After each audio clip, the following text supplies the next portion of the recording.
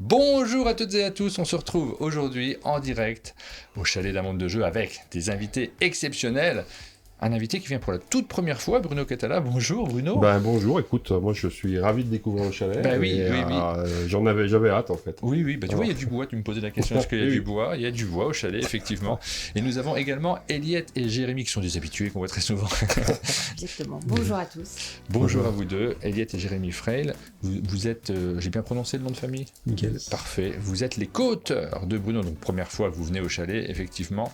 Les co-auteurs de Bruno sur Château-Rossignol, c'est le jeu dont on va vous parler aujourd'hui. Je vous fais le sommaire de cette émission, parce qu'il y a plein de choses dont on va parler aujourd'hui. On va vous parler déjà de notre... vous savez qu'il y a un fil rouge dans nos émissions en ce moment. Chaque semaine, on choisit un sujet. Cette semaine, on fait un petit tour dans les boutiques ludiques pour voir notamment, c'est toi qui m'as inspiré cette idée de fil conducteur, Bruno, notamment les boosters, tu sais, Oui. où les boutiques les placent. On regarde chaque jour une boutique qui nous envoie une photo de je les ai mis comme ça, je les ai mis en avant, et où ils placent également leur coup de cœur. Ensuite, on continuera avec le fameux troc. C'est vrai qu'on a fait un troc ensemble. C'est ça, merci Aline. Le troc de troc, c'est Aline qui l'a préparé plus particulièrement dans l'équipe d'un monde de jeu.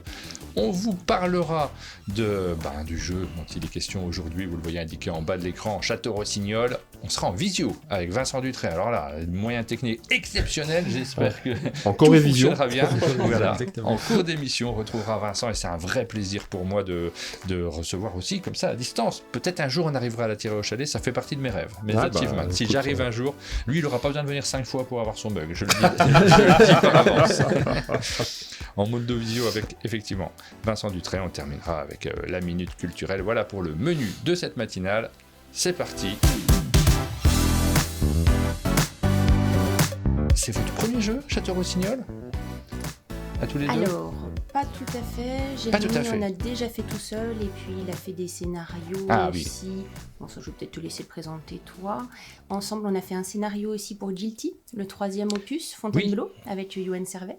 Oui, Guilty qui est un jeu de Yoann Servet. Alors, un super jeu d'enquête. Il n'y en a pas peu qui sont aussi appréciés et qui continuent à être autant appréciés au bout de plusieurs boîtes. Et donc, vous êtes sur le On est 3e. super content là du succès de Guilty, c'est sûr, les 2 premières boîtes avaient vraiment bien marché, c'était super chouette. Donc là, Yoann avait fait les scénarios tout seul. Ouais. Et notamment le premier qui avait un travail énorme sur la durée, quoi. Oui, il y a eu un peu de travail sur le 3e aussi, quand même. Et donc après, nous, on est rentré dans l'aventure pour faire le 3e scénario donc avec lui. Et puis voilà, c'est parti sur une histoire de l'époque de la Renaissance. Il était fan d'Alexandre Dumas. Oui. Du coup, on a été parti là-dessus. Et puis après, Yoann a embrayé avec nous. Et puis on a fait ce scénario-là qui a la petite subtilité d'avoir des cartes odorantes dans la... Faut pas le dire. Si, c'est écrit sur la boîte. C'est écrit sur la boîte. Je l'ai pas encore fait, moi. Donc, j'ai super hâte de le faire. Ça, c'est... J'ai un peu de retard sur ces jeux-là qui demandent du temps, des moments aussi, parce que c'est vrai qu'il y a des jeux qu'on sort facilement. Ça sera le cas de Château-Rossignol, c'est des jeux de plateau. Dans ces cas-là, c'est plus simple, en fait, de trouver un moment pour y jouer, pour appréhender les règles. Les jeux, on a tendance à se dire, je vais attendre d'avoir un moment de confort pour pouvoir me lancer dans un scénario tel que celui de Guilty. Et donc, c'est la première fois que vous travaillez avec Bruno sur un jeu de société ? Oui. Ouais. C'est la première fois. Et c'est pour ça que par rapport à l'introduction que tu as faite, où tu as dit ce sont mes co-auteurs, non, c'est plutôt moi qui suis leur co-auteur. C'est vrai ? Oui, c'est un jeu qu'ils ont initié eux et sur lequel ils m'ont invité. On va revenir dessus, on va vous le montrer sous toutes les coutures ce jeu. Juste une petite question, dans la vie, vous faites quoi ? Parce que j'en sais que Bruno, c'est auteur à temps complet. Non, moi je Est-ce que suis. Ah oui, c'est vrai, pardon, excuse-moi. tuteur Ah oui, c'est vrai, professionnel. Et en fait, auteur de jeu, c'est une couverture. Ah oui, ouais. Vous aussi, vous êtes tueur Non, on professionnel ? n'est pas tueur, non, on n'est pas non, tueur, non, on est dentiste. Voilà. C'est pas très loin, mais... C'est un peu pareil. Voilà. On Dans essaye de pas achever nos passions, quand même. Exactement. Et du coup, on fait ça à heure perdue. Exactement. On va revenir, évidemment, sur le jeu et sur toutes ses coutures, mais on va commencer par notre fil rouge quotidien, puisqu'on aime bien regarder un peu ce qui se passe dans les boutiques ludiques. Et alors, la semaine dernière, hier, plus exactement, nous étions avec la boutique Bulle de Pion. Tu connais cette boutique ? Oui, Pas si c'est à longtemps. Saint-Julien-en-Genevois. J'aimerais bien y aller, moi. Ils sont hyper sympas. Ouais. J'aime beaucoup. Je suis allé une fois faire un tournoi de donuts chez eux.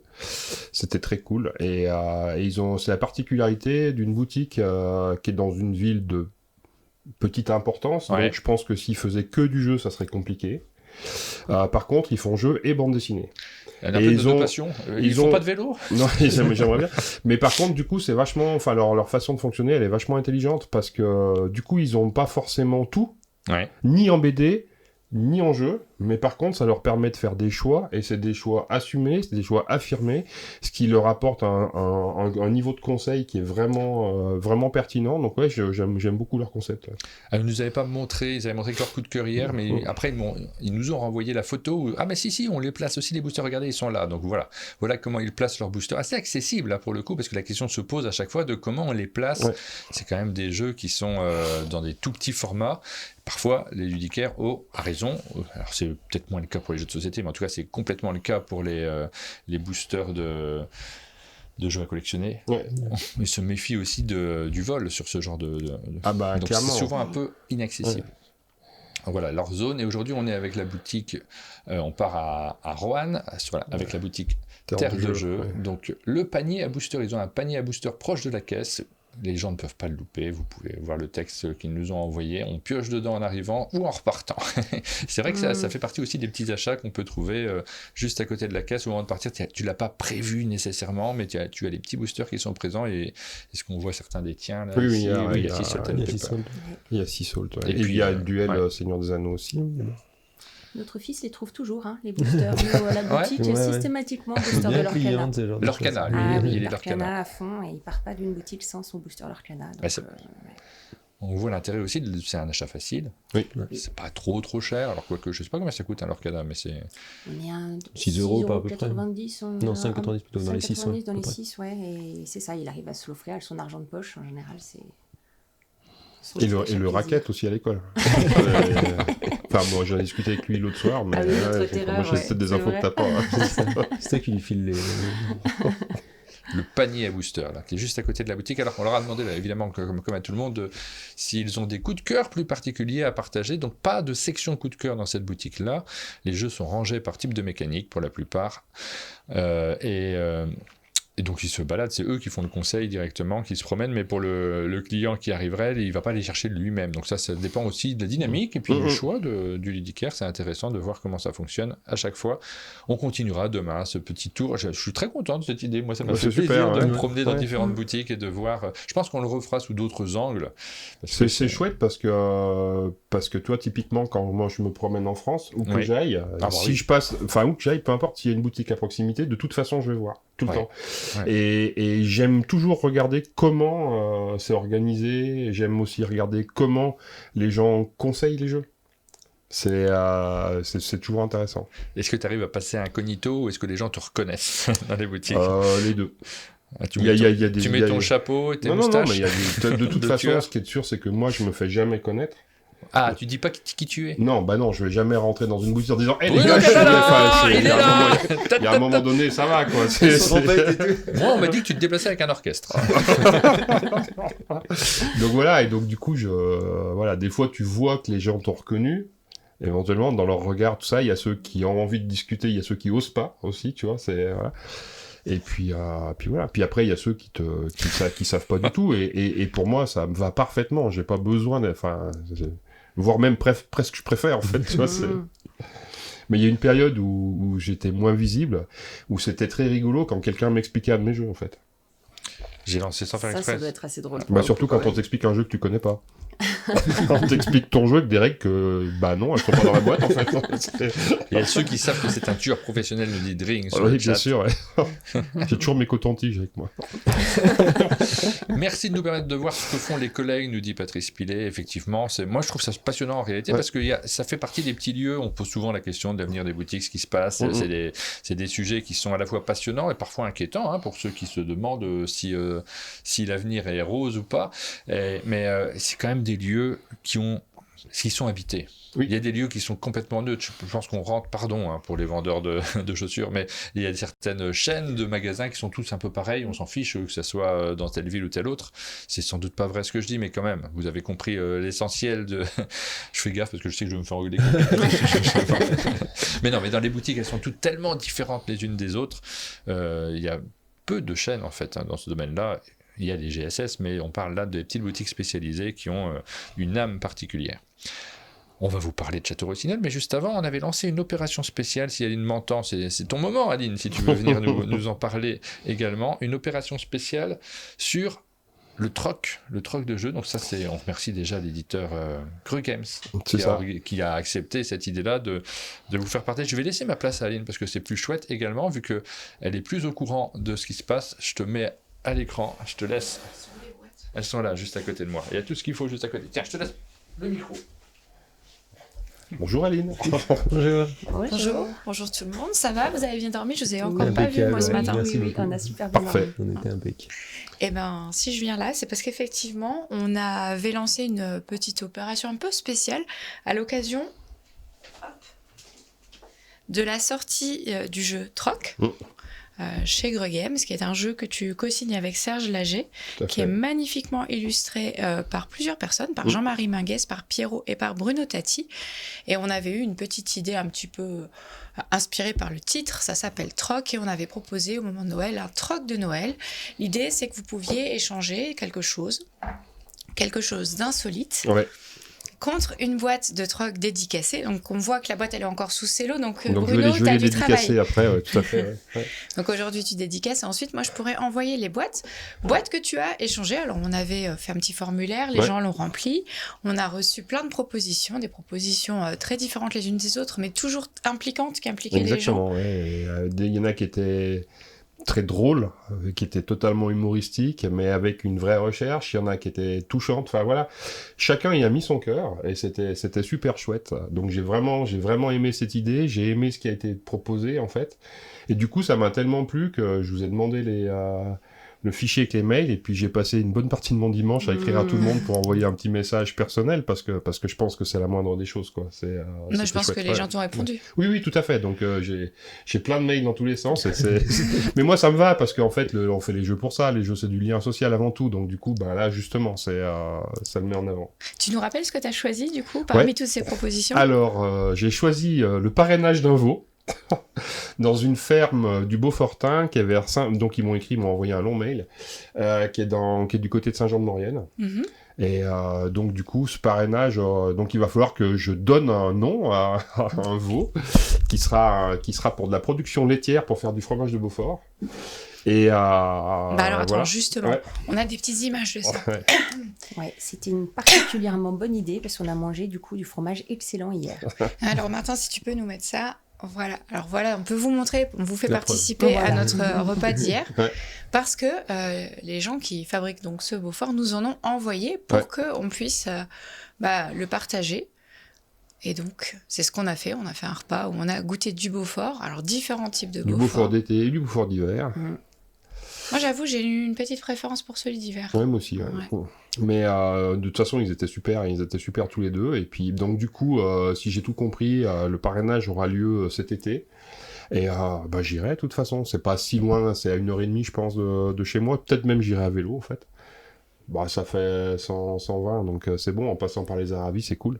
Et c'est un joli coin, c'est agréable. Et donc du coup, voilà, on ira faire ça. Je pense qu'on ira en famille, tu vois. Et puis ça sera l'occasion de les rencontrer, peut-être de jouer, on verra. C'est bon, si tu veux passer. Donc c'était la première proposition, enfin la première proposition que j'ai acceptée. Il y a quelqu'un qui demandait si tu avais déjà choisi le nom. Non, pas encore. Je sais que ça devra commencer par la lettre B, mais il y a d'autres, non, parce que justement, ils ont bien insisté sur le fait qu'il fallait absolument pas que ce soit un prénom humain, parce que ils trouvent ça gênant en fait. Et voilà, donc du coup ils me donneront toutes les contraintes, on fera ça ensemble, et puis il y a pas de souci, mais moi ça va me faire marrer. Enfin, je trouve que c'est chouette. Et puis c'est une super idée, alors une autre idée qui n'avait rien à voir, et là c'est une idée plus poétique, c'est que j'ai accepté donc un bouquet de coquelicots fait à la main par une créatrice. Et hop, parce qu'elle l'a envoyé au chalet pour qu'on puisse te le donner. Donc voilà. J'essaye on peut peut-être mettre la vidéo, elle est bonne. Hop, regardez ça. Alors évidemment, je l'avais pas vu du tout avant d'accepter, je veux dire. Et puis je dois dire que c'est chouette. Ouais. Je savais pas à quoi m'attendre, mais je trouvais l'idée folle. Et en fait, le résultat, il est méga chouette, quoi. Ouais, je sais pas si ça se voit, mais c'est vraiment magnifique. Ouais. Donc moi qui n'ai jamais rien pour la Saint-Valentin. Ah bah, franchement, parfait. justement, moi j'ai déjà des boucles d'oreilles qui viennent de chez elle, Ouais. chez Elsa. Elle a un site Instagram que vous pouvez aller visiter. Et elle fait des super jolies créations. Donc ça vaut le coup. Voilà. Et puis, donc je trouve ça vraiment, vraiment très beau. Et la troisième proposition que j'ai acceptée, qui correspond... En fait, il y en a plusieurs qui m'ont fait des propositions de ce type-là, et je dois avouer que j'ai accepté celle qui était la plus près de chez moi, parce que l'idée, c'est pas non plus de traverser la France, et ainsi de suite, et je suis désolé pour ceux qui habitaient loin, mais j'ai accepté une soirée raclette, T'as un sur truc laquelle avec on le va fromage, là, en fait. ouais, sur laquelle on va, bon, on est Haute-Savoie quand même, et sur laquelle on va aussi jouer, je pense, tu vois, et ça va être, alors je savais que c'était en Suisse romande, mais du coup c'est encore plus simple puisque c'est à Genève. Ah bah. Donc c'est à 25 minutes, 30 minutes de chez moi, donc pour l'instant la vélo, date ça est se fait encore aussi. pas arrêtée parce que pour l'instant mon calendrier est un peu compliqué, mais voilà, donc de toute façon on va le faire et ça sera avec plaisir et ça va être chouette. Le lien social, Bah on ouais, va jeu de partager des société. moments et c'est ça qui est bien. Donc la prochaine étape, c'est Donc- tu dédicaces et moi j'envoie. Ouais. Mais peut-être avant de redonner la main à Martin et de lui rendre son micro, on dit quelques mots de ce dont il s'agit comme jeu.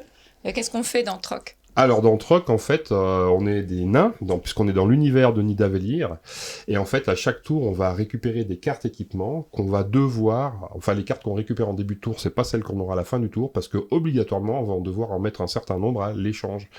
Et il y a un système d'échange qui est basé sur le système de commerce de Mare Nostrum, pour ceux qui connaissent.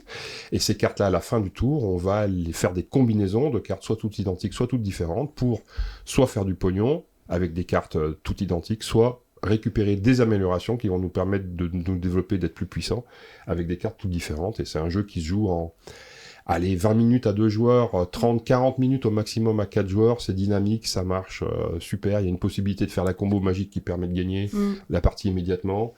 Et voilà, donc c'est un jeu que je porte avant tout comme un hommage à Serge en fait. Et c'est très bien. Ouais, on a la chance d'essayer, c'est Ouais, cool. ouais, c'est très Voilà. sympa. Voilà pour Troc. Je rends le micro à Martin, j'en profite pour dire que le site est mis à jour. Donc vous avez des photos, j'ai cherché des photos de parquet rossignol. En plus du vrai parquet rossignol japonais. Merci. Eh ben merci, oui. Hop, C'est pas évident en plus à trouver. Bon, voilà. Ah, j'ai bien fait de mettre un pantalon aujourd'hui, je me suis dit. À chaque fois, je me pose la question sur ces matinales. Mais en fait, c'est bien.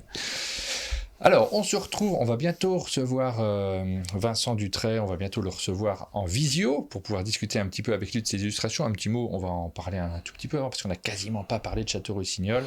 Un jeu que vous signez donc tous les trois. Première fois, vous êtes dans le même coin, hein, c'est ça? On habite à 20 30 km. Ouais. Donc voilà, c'est un jeu que vous avez réalisé ensemble. C'est une petite bande, j'ai l'impression, parce que avec Johan Servet, Oui. c'est une histoire de groupe ou Exactement. c'est vraiment... Oui, petit Oui. à petit, ça s'est fait C'est une comme histoire ça, d'amitié avant tout, je veux ouais, dire, voilà, c'est- c'est ça. ouais. Ouais. La géographie a aidé, mais après. Johan, on s'est faisait nos aussi études bien ensemble entendu. en fait. Ah oui. Johan, il passait plus de temps dans la faculté dentaire que la faculté de médecine. Et tu rajoutes. Parce qu'il est médecin, Johan Servet. Et si tu rajoutes à ce petit groupe Marc Paquin, Oui. Oui. bah voilà, en fait, c'est notre noyau, en fait.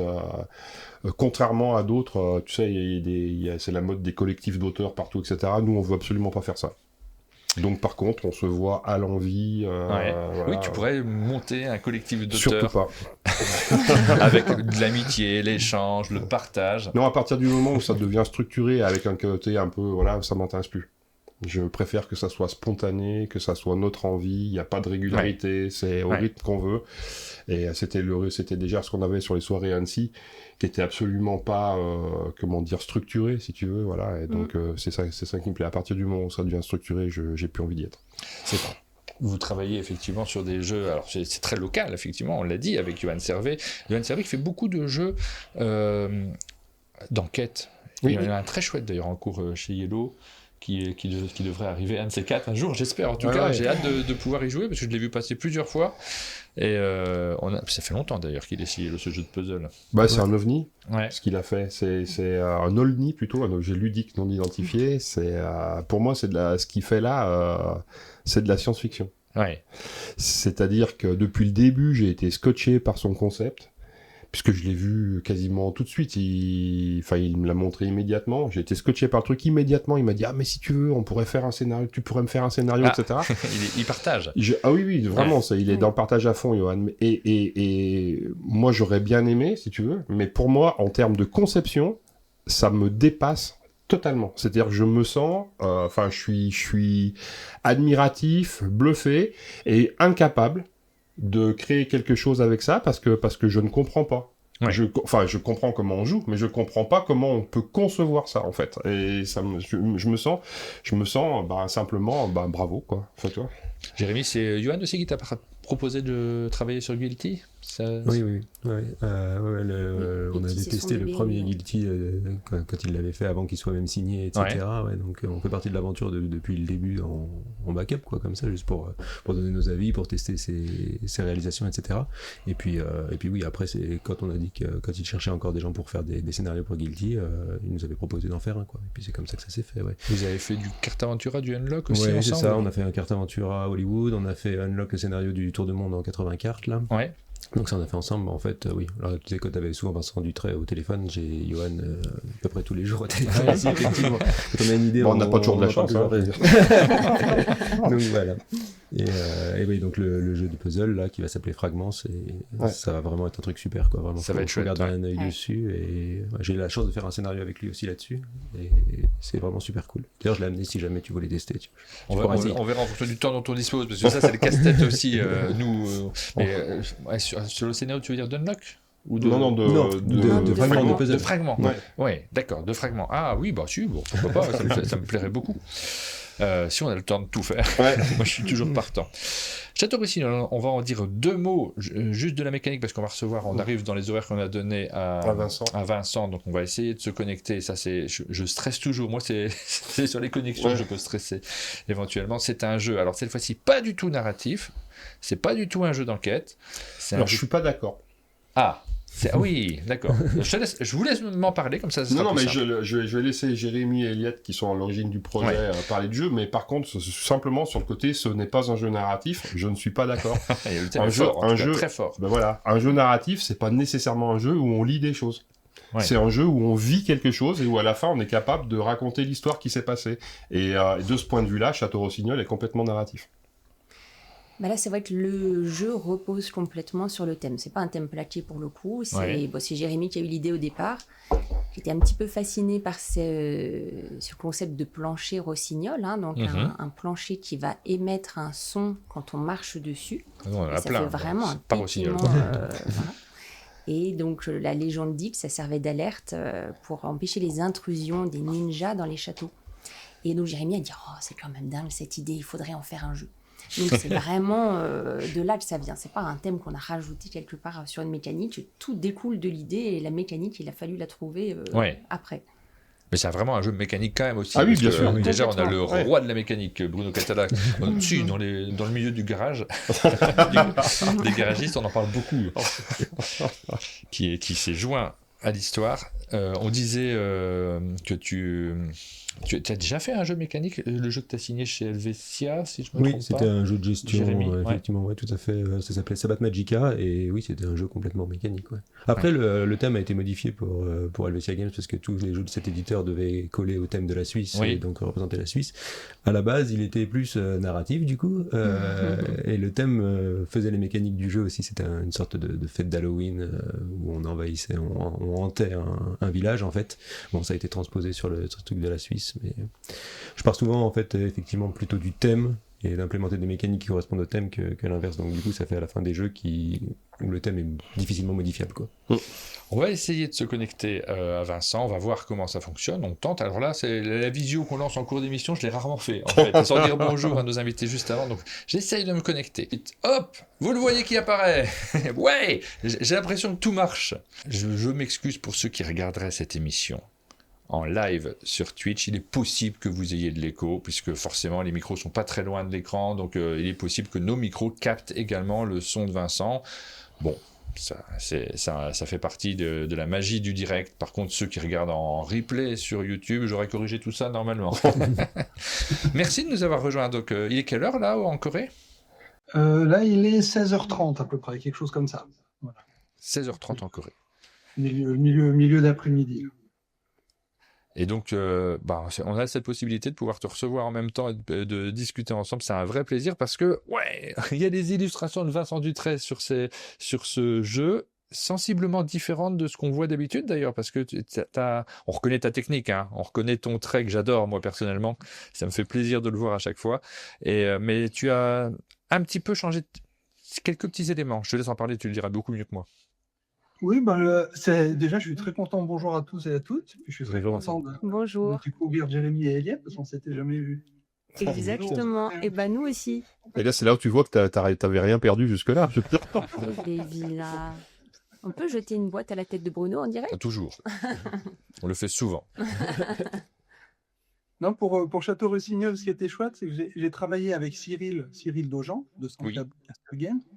Et donc, j'ai écouté avant là, ce que vous disiez. Donc, il y a le thème, on va dire ce thème qui est basé sur l'histoire au Japon, culturelle et qui est solide dessous. C'est pas juste un habillage parce que, tiens, on n'a pas d'idée, on met le Japon, quoi. Donc, ça, c'était cool. Et avec Cyril, on s'est dit qu'il fallait peut-être un rendu un petit peu différent de ce qui se fait d'habitude en matière de thème japonais, où des fois, c'est un peu chibi, kawaii et tout ça. Avec un rendu qui soit plus sérieux, mature, même si on s'amuse dans le jeu et tout, qui a un côté, parce qu'on a quand même un samouraï, un panda samouraï qui va casser la gueule à des chiens qui essayent de l'éviter, etc. Donc, on est parti là-dessus. Et moi, j'aime beaucoup En fait, j'aime bien partir d'une idée culturelle et historique aussi pour les dessins.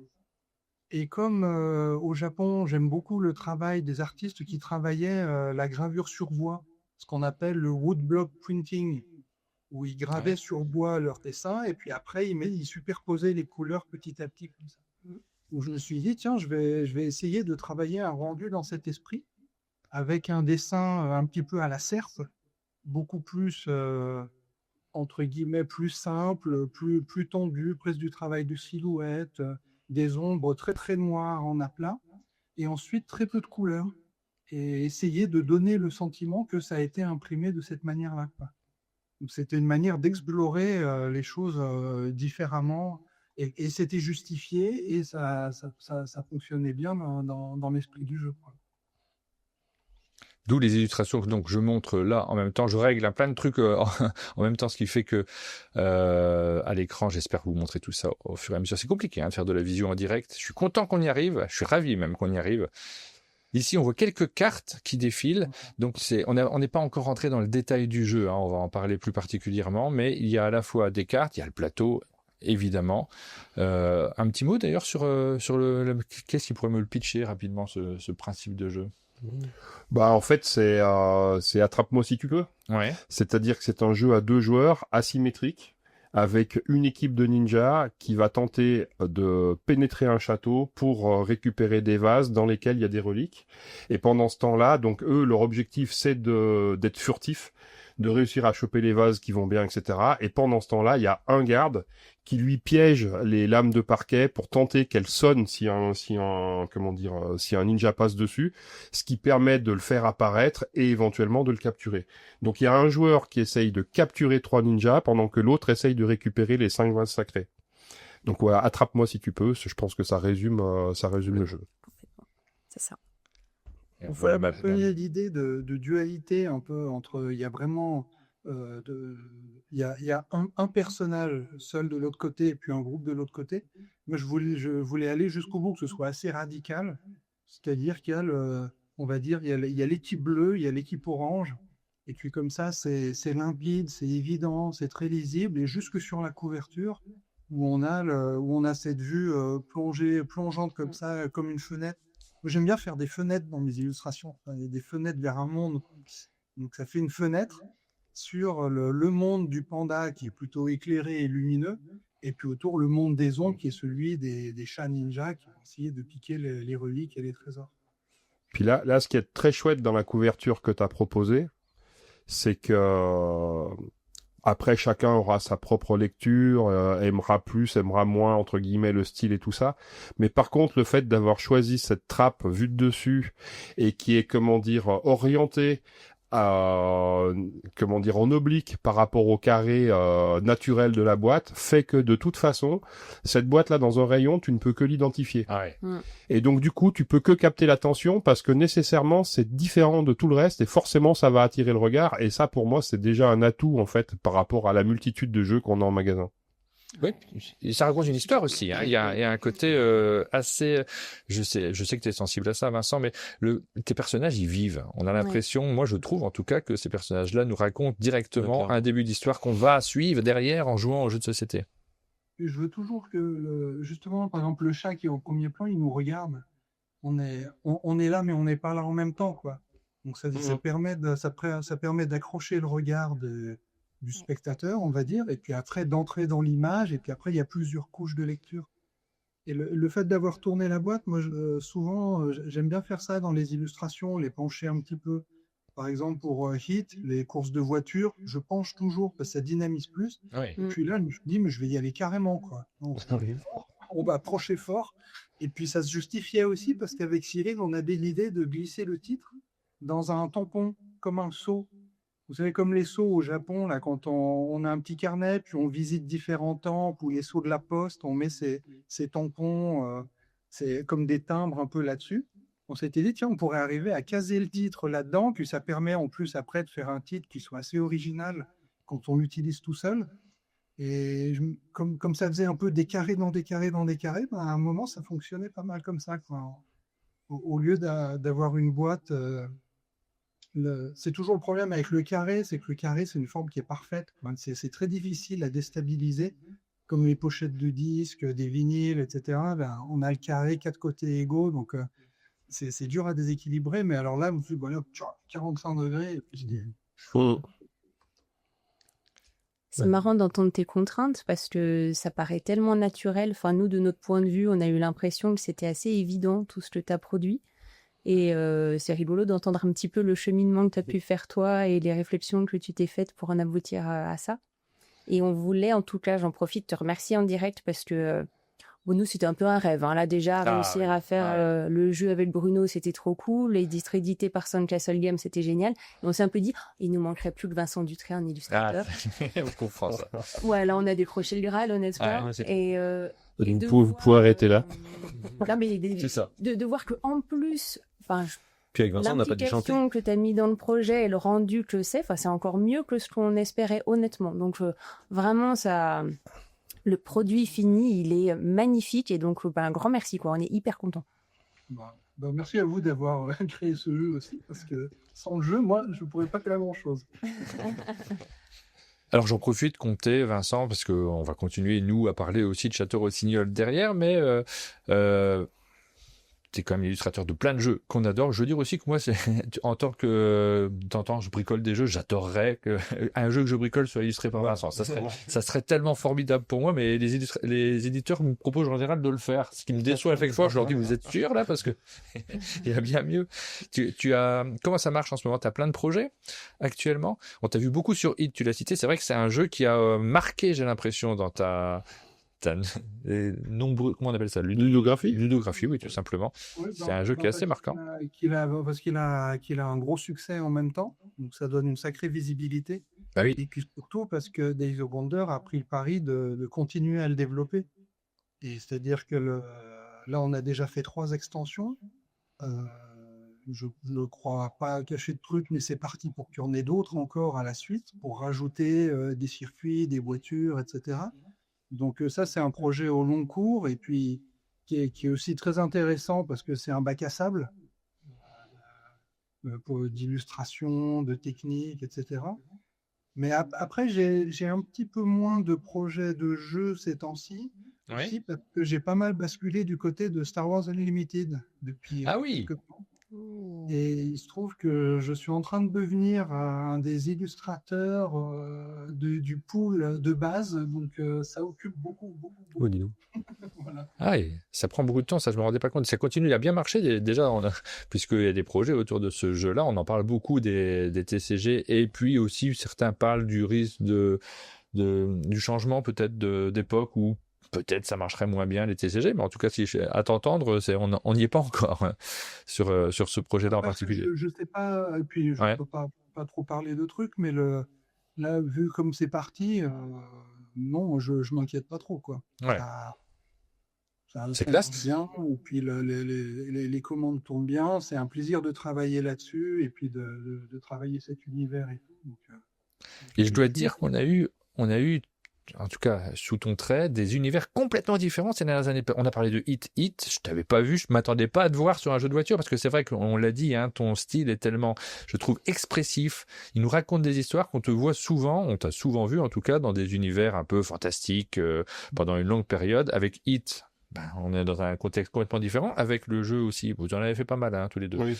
On a fait Raptor, par exemple. Raptor, le Seigneur des Anneaux, parce que Raptor, c'est plus vieux, mais alors, le Seigneur des Anneaux, là aussi, c'était une chance, parce qu'il s'avère que Vincent en parlera mieux que moi, mais il est lui-même fan de l'œuvre de Tolkien. Donc, en fait, ça a permis d'avoir des illustrations qui sont vraiment imprégnées de la culture littéraire qui va avec, quoi. Et Vincent a une culture de Tolkien qui est très très très largement supérieure à la mienne. Ah oui. Ouais.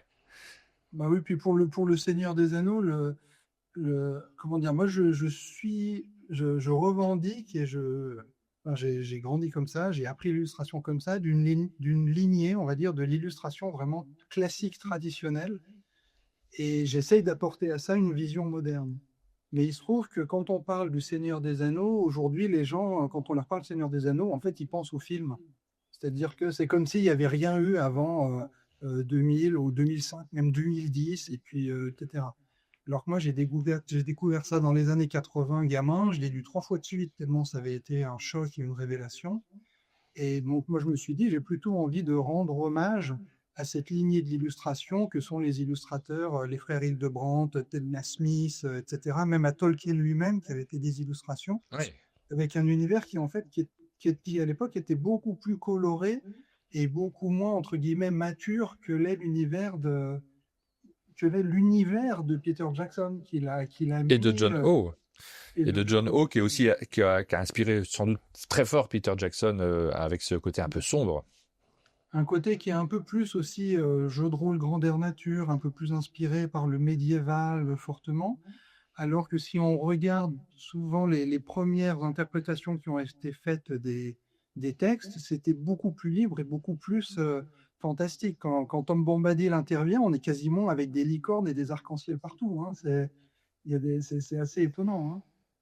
Oui, c'est très coloré, c'est des univers complètement différents des uns des autres. C'est très réussi sur la version Seven Wonders, j'ai envie de dire à chaque fois, mais je sais qu'il ne faut pas le prononcer. C'est pas grave, peu importe, ça s'appelle Duel pour la Terre du Milieu. Duel pour la Terre du Milieu. Est-ce que tu as d'autres univers sur lesquels tu travailles, sur lesquels on ne t'aurait pas encore vu ? Je sais pas. Moi, j'ai très envie Enfin, je l'ai fait un petit peu avec After Us, mais j'aime beaucoup les univers un peu comme la planète des singes, Post-apo, le continent perdu, des choses comme ça, un peu où il y a quelque chose qui dérape, où la limite entre la réalité et le fantastique est ténue. J'aime bien mettre les pieds dans le fantastique à fond. Moi, en fait, j'aime pas trop les univers, on va dire, contemporains. Ouais. Moi, notre quotidien, ça va, on a déjà assez à la télé. Moi, j'aime bien m'évader et puis surtout que les gens s'évadent à travers mes images. Tu sais. Et juste un tout petit mot sur Hit. Moi, je le vois pas comme un jeu avec une forte thématique, en fait. C'est-à-dire, si on m'avait proposé Hit comme un jeu, comme une simulation, on va faire une simulation de voiture, j'aurais refusé. Parce que j'ai pas envie de me taper des voitures à la règle, de faire des perspectives sans arrêt, des trucs hyper justes. Mais je pense qu'un spécialiste de F1 des années 60 qui regarde mes illustrations, il va dire, mais il est fou, quoi, c'est n'importe quoi. Moi, j'ai plutôt illustré un fantasme de jeu de course, en fait. C'était ça le point de départ. J'ai voulu m'amuser avec ça. Et d'ailleurs, j'ai contacté un illustrateur anglais qui aujourd'hui est plus trop en activité et qui lui dessinait les lotus à la règle, de ces machins, en lui demandant son avis sur mes illustrations. Et c'était très intéressant parce qu'il avait confirmé cette idée-là.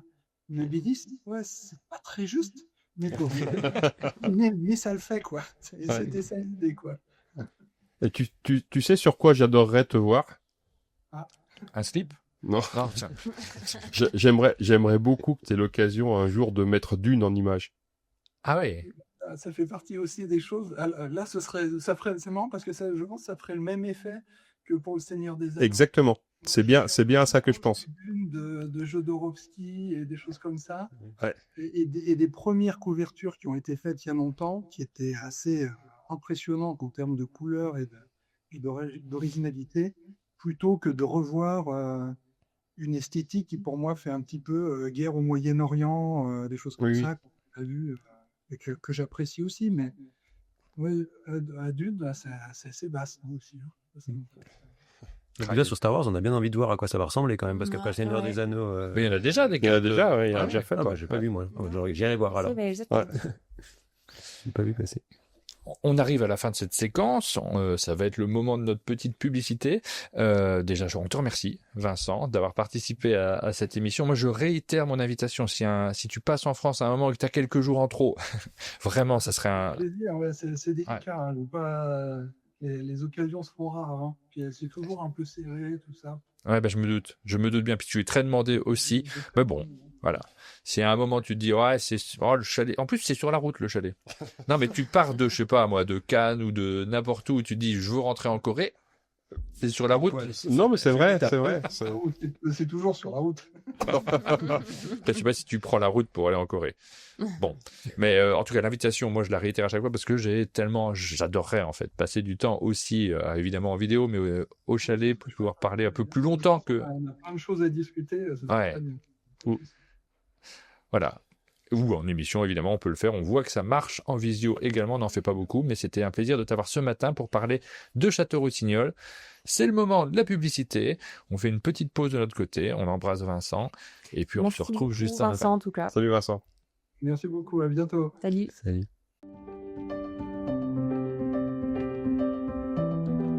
D'accord. Ouais, rien, avec plaisir. Merci. Oui. C'est très bien.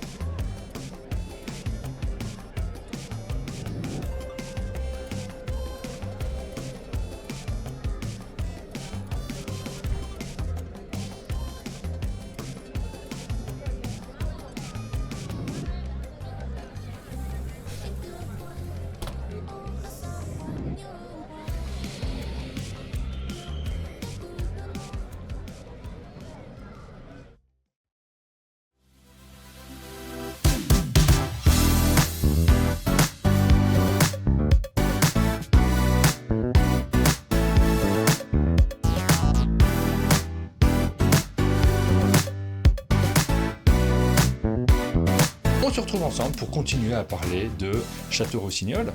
Ce jeu de société, on a expliqué très rapidement le principe de jeu. C'est un jeu pour 2 joueurs uniquement. C'est ça. Qui est publié par Sandcastle Games. On n'a pas tellement parlé de l'éditeur jusqu'à présent. Vous connaissez Sandcastle Games, vous connaissez peut-être les premiers jeux. Alors il y a eu First Empire, mais juste avant il y a eu Res Arcana surtout. C'est avant tout Res Arcana, je pense aujourd'hui Sandcastle Games. Donc, c'était leur premier jeu, puis c'est un jeu qui a marqué.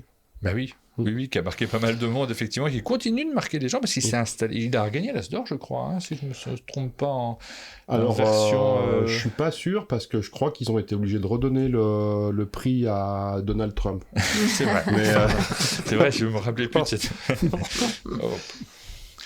Alors, c'est mon écran là qui veut pas. Hop, est-ce qu'il veut maintenant? Voilà, il veut bien. On a eu une batterie qui s'est épuisée pile pendant la pub, c'était formidable. Parce que je tente d'enregistrer les vidéos, mais bon, c'est pas encore très au point mon système en même temps. Donc, on va continuer à vous parler évidemment de Château Rossignol. Ce jeu-là, il sort quand? La date officielle, je crois que c'est en mars, hein, il me semble. C'est la semaine après Cannes. C'est la semaine après Cannes. Il y en aura normalement déjà à Cannes. Ouais. Le sortie officielle, je crois que c'est la semaine d'après Cannes. Donc, ça doit être début mars. Ouais, début mars. Il y a un stand Sandcastle ? Ouais. Oui. Il y a un stand Sandcastle sur lequel on sera tous les jours, jeudi, vendredi, samedi, en tout cas pour moi. Ouais. Et c'est quoi? C'est 11h midi, je crois, enfin en ce qui me concerne, je me rappelle plus. C'est ça. 11h midi, oui, nous on sera bien un peu toujours par là-bas. Puis voilà. C'est un peu dans le coin, sans doute. Donc n'hésitez pas à aller humilier Jérémy et Eliette. Tout à fait. Ça sera avec plaisir. On est bons perdants, il n'y a pas de souci. On a parlé du jeu, en tout cas des visuels, on a parlé de la mécanique du jeu, on n'a pas trop regardé le matériel jusqu'à présent, on va le regarder un peu. Tu m'as dit qu'il y avait des versions peintes, c'était pas celui-là hein? Non, mais la version peinte, elle n'est pas vendue, c'est Jérémy qui l'a peinte. Ouais, elle est derrière. Elle est derrière, bah oui. Ouais. Moi, j'ai envie de voir la version peinte. Il s'est amusé, je sais pas. C'est parce qu'on peut les pas regarder à l'intérieur, vous avez des petites figurines, on se fait plaisir, on regarde le matos du jeu, c'est très important quand même pour les joueurs, c'est pas du jeu vidéo, donc le matos c'est essentiel. Vous avez des petites figurines de 2 couleurs différentes pour les 2 joueurs. Ouais, exactement. Et vous avez la possibilité, si vous le voulez, de les peindre, et ça fait aussi partie de ce... Bah, moi, je sais pas. C'est toi qui les peins du coup, Jérémy? C'est moi qui les ai peints, mais bon, passer après Vincent Dutray là, pour les parties artistiques. Ça est offert par un monde de jeu. Ça me fait plaisir. C'est chouette hein, quand même. Tu vas faire ça mieux que moi, mais... Oh, tu sais. Non mais tu gères où la caméra. Quand même c'est chouette, regardez, là vous avez la version de base et la version peinte qui est juste à côté, et c'est quand même, ça change, alors la couleur déjà, parce qu'il est beaucoup moins clair. Bon, après, c'est pas trop gênant que les couleurs puissent se ressembler, parce que là, normalement, tu as le blanc et puis tu as le plus sombre. Regardez, là, ce sont les mêmes en version peinte ou pas peinte, Jean-Pierre. Hop, je les pose juste à côté. Et oui, bah, de toute façon, le personnage, il n'est pas obligé d'être blanc et foncé. C'est pas nécessaire. Vous pouvez vraiment vous amuser comme vous le souhaitez. Il n'y aura pas de problème dans le jeu. Ça ne posera pas de problème de jeu. Ouais. Voilà. Je les mélange. Non. On va pas les retrouver après. Vous avez d'autres jeux en cours d'élaboration? Bruno plein, nous un peu moins. Mais... un peu moins. Donc oui, essentiellement on a un jeu à sortir chez Studio H en fin d'année. Qu'on a fait donc tous les deux avec Sébastien Pochon cette fois-ci. On a la chance d'être de nouveau très bien entouré. Et voilà, et ça c'est un jeu sur le voyage dans le temps où en fait on est une agence à la Pinkerton qui doit retrouver les hors-la-loi et les arrêter. Le pitch du jeu étant que vu qu'on a une machine à remonter dans le temps, on peut remonter le temps, arrêter un hors-la-loi au Far West à une certaine année, et puis si quelqu'un remonte le temps plus que nous, il peut le réarrêter avant que nous ayons arrêté. Donc c'est tout le pitch tient là-dessus. L'idée étant de toucher les primes et de gagner de l'argent. Et donc au fur et à mesure, on peut aller se repiquer les primes parce que si on est remonté plus dans le temps, le personnage est officiellement pas encore arrêté et donc on peut reprendre l'arrestation de quelqu'un qui l'avait déjà fait plus tard. Il y a un petit volet narratif là aussi. Complètement. C'est nouveau, le thème porte le jeu et c'est assez rigolo. Ouais. Avec un système de jeu qui est super simple. Ouais. Qui est presque entre guillemets aventurier du rail, en termes de difficulté, et c'est un jeu que je connais maintenant depuis 45 ans, je pense. À peu près. Ah ouais. Mais non, parce que ça a été, il a une longue histoire. Ce jeu. Parce que on est sur du narratif Pochon, on l'a assez peu vu Sébastien Pochon sur du narratif, si ce n'est quand même Time Story, quand même, parce qu'il faut pas oublier alors c'est narratif dans le même sens que Château Rossignol. Alors ça c'est juste le pitch du jeu, tu joues aux aventuriers du rail, si ça reste mécanique. Ça reste mécanique. Parce que moi, là, tel que vous me l'avez raconté, c'était hyper narratif. Mais voilà, je remonte dans le temps. C'est ça. Mais c'est du narratif, c'est ce que tu vis quand tu joues, voilà. D'accord. C'est pas des cartes à lire. C'est un jeu de plateau, mais voilà, là aussi le thème fait la mécanique. Et l'histoire. Alors je suis curieux, vous avez des moments qui sont consacrés à la conception, à la création de jeux, parce que c'est vrai qu'on en connaît des couples qui font des créations de jeux, on en connaît même certains qui sont très très connus en Allemagne, c'est presque les auteurs les plus connus, Inka et Marcus Brandt, je ne sais pas comment ils fonctionnent particulièrement, mais le mélange de... J'ai compris que vous travaillez ensemble. Oui, c'est le même cabinet. Depuis peu, mais on a le même cabinet depuis peu. Depuis l'année dernière, on a le même cabinet avant, on travaillait chacun dans un cabinet. Et vous différent. faites les loisirs ensemble aussi? Bah voilà. Oui. C'est ça. Il y a un peu de ça, effectivement. Oui, on fait à peu près tout ensemble. C'est ça. Au chalet, c'est pas un peu pareil? Alors, oui et non, en fait, c'est particulier, c'est-à-dire que moi je suis très individualiste, c'est-à-dire que je fonctionne beaucoup tout seul dans mon coin, et Aline aussi, elle est très individualiste aussi, ce qui fait qu'on fait des choses communes, mais chacun de notre côté. Et je trouve que c'est bien, pour notre équilibre, c'est très bien comme ça. Quand je fais des bricolages de jeux, je les joue avec Aline, t'as raison. Je les joue avec Aline, mais je les développe pas forcément avec elle non plus, et puis elle, pareil sur toutes ces activités, elle fait pas tout avec moi non plus. Donc là, vos loisirs, pardon, je relance la question, mais je suis curieux. Donc il y a des moments où vous avez placé dans la semaine pour les jeux, non? Enfin, hormis qu'on a le même emploi du temps, donc fatalement ça retombe sur nos moments libres. Mais non, c'est pas... On n'est pas, comment dirais-je, cadré, c'est pas une activité qui est faite professionnellement où on va dire, là il faut qu'on passe 3 heures par semaine, je sais pas combien d'heures par semaine à faire. Il y a des périodes où il y a beaucoup à faire et puis des périodes où on fait rien pendant longtemps. Ouais. Quoi. Non, moi, ça veut plus l'opportunité aussi, une idée qui vient, on se dit, tiens, on va tester ça, on va essayer ça, et puis là on le case où on peut le caser, mais c'est vrai que oui, on a un emploi du temps qui est bien rempli pour le Mais surtout qu'il y a les enfants aussi. Voilà. Il y a ça qui se rajoute Ils en prennent un plus. petit peu de temps aussi, Ouais. oui, quand même. Et c'est une récréation, le jeu, c'est vraiment un moment de plaisir partagé, ou ça peut être aussi complexe, parce que là je rebondis sur la question de Supercile, est-ce qu'il nous dit sur le chat, quel est le secret pour ne pas se taper dessus? C'est des questions innocentes, mais on est curieux quand même de mieux vous connaître. Bon, je crois qu'il faut bien s'entendre au départ quand même. Oui, c'est pareil. C'est un peu la base, et puis non, après respecter les idées de l'autre.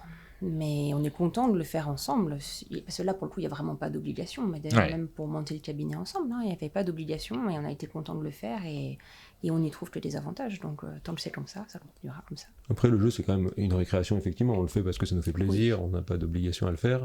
Pendant un moment, c'était devenu quand même... quand beaucoup de projets se superposent, parce que, comme tu disais, il y en a des fois des qui sont en retard, des qui sont en avance, etc. Ouais, c'est ça. Et il y a un moment, nous, on a eu l'impression d'avoir, entre guillemets, de métier. Et là, il y a des moments où c'était plus compliqué. On a fait une pause un peu plus longue pendant un moment. Là, on a eu une période peut-être de 6 mois où on a fait beaucoup moins, parce qu'il y a eu une période de 6 mois avant où c'était vraiment tout se télescopait, quoi.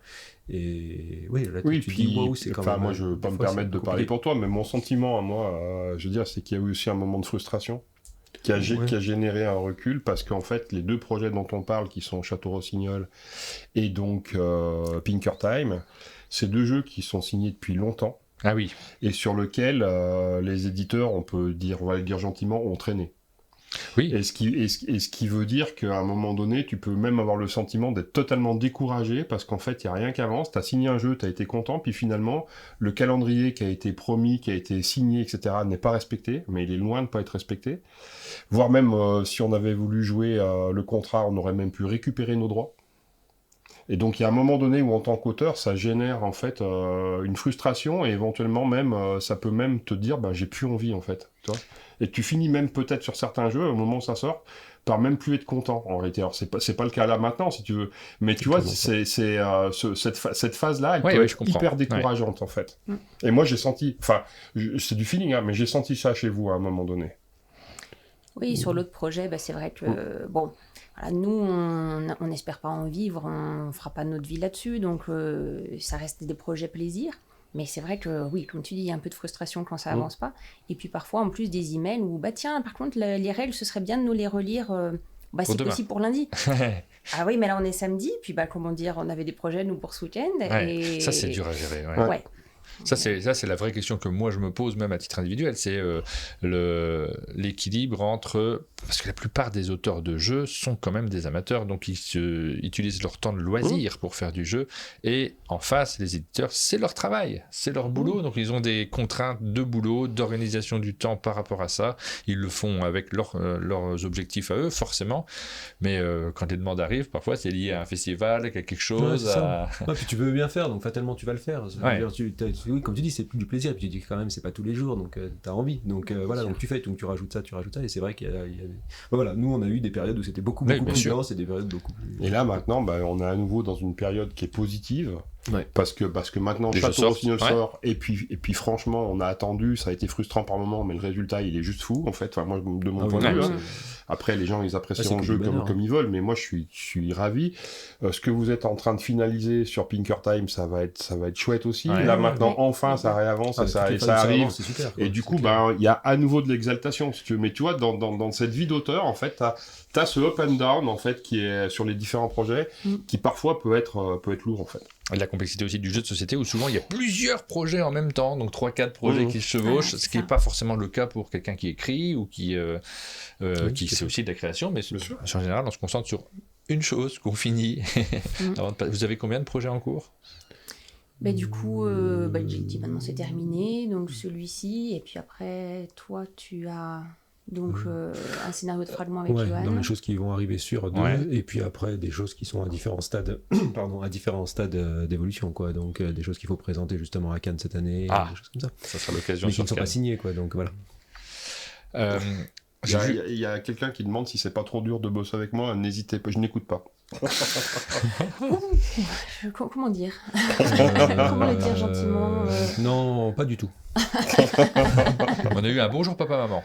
Oui. MHF74. Ça c'est le pseudo de ma mère, mais qui a mes enfants. Nos enfants en direct. Non, bosser avec Bruno, honnêtement, on savait pas exactement à quoi s'attendre au début. Et c'est étonnamment facile. C'est facile et c'est sympa en plus. Et pour rebondir un petit peu sur ce qu'on disait tout à l'heure, moi j'ai trouvé hyper agréable, au-delà de l'amitié qu'on a maintenant et du fait que c'est sympa de se voir pour bosser ensemble, c'est qu'il est vraiment hyper pro.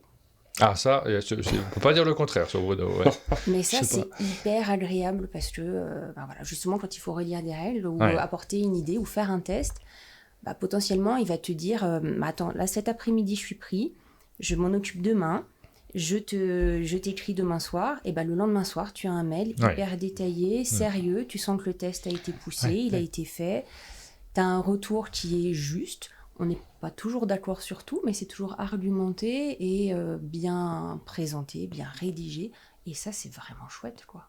Donc au-delà de la bonne entente qu'on a, travailler avec lui c'est vraiment sympa, quoi. Parce que tu as construit aussi ton activité comme un métier. Alors, je dis ça comme une banalité, mais c'est pas toujours le cas de tout le monde qui le fait à 100%. Oui, mais en fait, j'ai jamais espéré en vivre. C'est bien réussi. Oui, non, mais ce que je veux dire par là, c'est que j'ai jamais considéré ça comme un métier, c'est plutôt ça. Ouais. Mais quand même, dans la démarche... Oui, mais par contre, à un moment donné, j'aime que les choses soient faites correctement. Ouais. Parce que même financièrement, on l'a dit souvent, tu fais partie des rares qui ont décidé de construire une entreprise. C'est-à-dire que tu n'es même pas payé comme les autres, puisque tu vas le déclarer différemment du fait que c'est l'entreprise qui reçoit les droits d'auteur. C'est ça. Non, mais par contre, moi je trouve que c'est si tu veux faire avancer des projets là, pour moi ce qui m'intéresse c'est que le projet il aille jusqu'au bout et puis qu'il atteigne son public, etc. Mais je pense qu'il faut travailler de façon Mais moi c'est quelque chose qui vient de mon vrai métier que j'avais avant. Ouais. J'ai appris à travailler comme ça dans l'industrie. Et à un moment donné, en fait, je continue à travailler de la même façon dans un domaine d'activité qui est plus artistique, qui est différent, mais pour autant, on peut travailler de façon carrée, rigoureuse, et ainsi de suite, tout en y mettant de la passion et de la créativité. Tu vois, Donc, Bruno, très professionnel, mais il y a aussi la question que j'ai posée à nos invités également, à Eliette et à Jérémy. Au niveau de la vie de couple, comment ça marche avec Ludo ? C'est pas trop dur de bosser ensemble? Écoute, non, avec Ludo, c'est une histoire d'amour avant tout, tu sais. On va s'arrêter là pour Château Rossignol, mais c'est la séquence de fin de cette émission, la minute culturelle. On va faire un petit tour de table. Vous nous avez préparé des choses à partager avec ceux qui nous regardent. Je suis curieux de les découvrir également. Eliette, je te passe la parole, puisque tu as commencé à m'en parler, mais je ne savais pas du tout ce dont il s'agissait. Oui, et alors moi l'idée m'est venue parce que c'était un conseil de Cyril Daujean en fait. La première fois qu'on l'a vu à Cannes, on a mangé ensemble pour parler du projet bien sûr. Et là on avait nous un projet de voyage au Japon, notamment pour aller voir de près ce plancher Rossignol. Et il nous a conseillé une exposition Team Lab. Et c'était un super chouette moment. Et donc, c'est en train de se développer un petit peu partout dans le monde. Et en fait, c'est une exposition interactive. C'est de l'art interactif. Donc, tu vas rentrer dans un immense entrepôt où il y a différentes salles. Tu traverses des salles et tu vas parfois être dans le noir, parfois les pieds dans l'eau, parfois... Tu commences par mettre un maillot de bain, et effectivement, parce qu'il enlève tes chaussures, parce qu'il va y avoir des moments où vraiment tu as de l'eau jusqu'aux genoux, il y a des salles toutes molles, où en fait, tu sais pas sur quoi tu vas tomber après. C'est vraiment... une expérience immersive. Ouais. Non mais c'est ça, c'est un peu oui, exactement. Mais vraiment c'est sensoriel aussi. Tu traverses des ballons, tu as une salle d'orchidées qui descendent. Où là il y a un plancher miroir, des orchidées qui descendent du plafond et donc tu es immergé dans les fleurs. C'est ça? C'est ce qu'on voit là. Alors, attendez, hop, on va vous montrer. Et il y a des petites... nous, on avait une exposition à Annecy. Une fois, ils avaient loué une salle à Annecy. Et ils avaient fait juste une salle à Annecy. Donc ça arrive en France. Il y a de temps en temps des petites manifestations comme ça, des petites expositions. Alors je sais pas s'ils en font souvent ou autre, mais ça vaut vraiment le coup, c'est toujours assez incroyable. Ah oui, c'était vraiment surprenant, assez dingue, ça ressemble à rien de ce qu'on avait pu connaître. Les enfants ont été bluffés. Je serais curieux. C'est ça, on a fait des photos aussi extraordinaires au milieu des fleurs, au milieu des ballons, au milieu des lumières. Et ça, c'était un petit clin d'œil à Cyril parce que c'était un très bon conseil. C'était vraiment sur tous les sens. Des fois, c'est l'odorat, des fois, c'est la vue. Des fois, on perd les repères. C'est vraiment, vraiment fou. Jérémy, tu as un autre Non, j'avais le même. On a le même conseil. Super, ça me donne envie de l'écrire, mais du coup, on ne sait pas où. Parce que... oui, alors, je ne suis pas sûre qu'il y ait en France. J'ai vu dans plusieurs grandes villes. Je crois qu'il y en avait un pendant un moment à Strasbourg, mais ça y est plus. C'est comme si ils avaient fait à Annecy, c'était juste à un moment. Donc, est-ce que ça revient fréquemment ou pas, je sais pas. Mais à surveiller si tu as l'occasion, c'est vraiment, vraiment sympa. Bruno, qu'est-ce que tu nous conseilles ce matin? Alors moi, aujourd'hui, je vais partir sur quelque chose de différent, qui est de la musique. Oui. Et en fait, j'aime beaucoup la chanson à texte, j'aime beaucoup la chanson française, et j'aime beaucoup le jazz manouche. Et il y a une artiste, une chanteuse américaine, qui s'appelle Pamplamousse. P-A-M-P-M-O-S, et qui a repris un répertoire français avec un petit groupe de jazz manouche, et en fait sa reprise entre autres de Brassens, je me suis fait tout petit devant une poupée, et simplement magique, quoi. C'est je sais pas quoi vous montrer. C'est Very Fast French Song. Après je pourrais pas le passer de toute façon à l'émission, donc voilà, donc allez sur YouTube par exemple, écoutez ça, et en tout cas moi j'aime sa voix, j'aime la façon, le phrasé musical qui va avec ce petit accent et tout ça, et voilà, j'aime bien. C'était le conseil de Bruno pour ce matin. On écoutera hors ligne, puisqu'on peut pas vous le diffuser, ça va pas. Oui, qui dit Pamplamousse, ah oui, tu vois. C'est Duncan qui connaît également. J'adore le jazz manouche, nous dit Amik. Voilà pour les conseils. Je suis ultra hypé, je chante tous les soirs à ma fille. Bon, voilà, c'était les conseils de fin d'émission. On aime bien partager d'autres choses que le jeu de société, puisqu'on s'intéresse évidemment tous à d'autres choses que le jeu de société. Ça fait partie de notre culture commune.